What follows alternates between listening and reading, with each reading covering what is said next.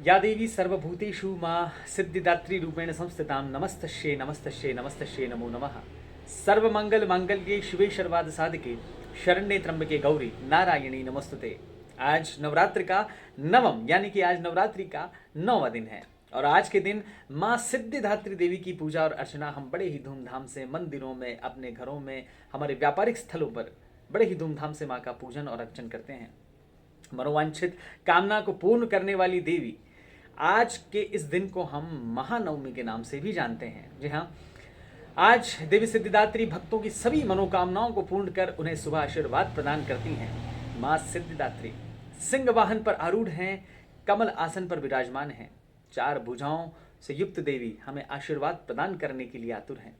आज के दिन देवी भगवती की पंचोपचार षोडशोपचार द्वारा पूजन करें और यथाशक्ति विद्वान ब्राह्मणों को निमंत्रण देकर हवन का आयोजन भी आप कर सकते हैं। हवन में याद रहे, खीर और हलवे की आहुतियों का विशेष महत्व है। इसलिए अगर आप हवन स्वयं तो नहीं कर पाएंगे, कुशल विद्वानों के दिशा निर्देशन में हमें नवमी यानी कि सप्तशती के पूरे पाठ का हमें विद्वानों के द्वारा, विद्वानों के मुखारबिंद से हमें आयोजन हमारे घर, परिवार, व्यापारिक स्थल पर हमें करना है, जो बहुत ही शुभ पुण्यदायक कहलाता है। साथ ही याद रहे आप सभी को कि हवन में गुग्गल, पीली सरसों और साथ ही काली मिर्च की आहुतियों का विशेष महत्व है। इन सभी की आहुतियों द्वारा हम ऊपरी बाधाओं से, रोग, दोष, कर्ज से अगर हम परेशान हैं तो इनकी आहुतियाँ अगर हम लगाते हैं तो विशेष तौर पर इन सभी बाधाओं से हम निजात पाते हैं। नवरात्रि के दो विशेष दिन हैं, एक तो अष्टमी तिथि और एक है नवमी तिथि।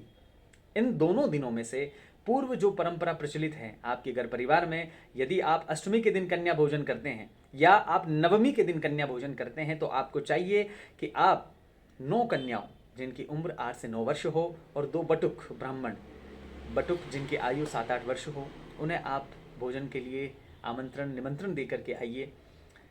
जैसे ही कन्याएं घर पे आती हैं तो उनका एक थाल में उनके श्री चरणों को, उनकी पादुकाओं को आप शुद्ध जल से आप स्नान कराएं।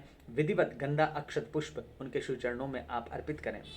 मन में ऐसी सदैव कामना रखें कि साक्षात देवी भगवती आपके घर पे पधारी है और बड़े ही आनंद से उन्हें भोजन कराएं और यथाशक्ति उन्हें भेंट, द्रव्य, दक्षिणा इत्यादि देवें।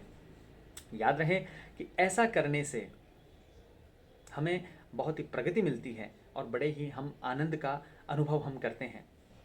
मन में शुद्ध भाव होना चाहिए। धन्यवाद।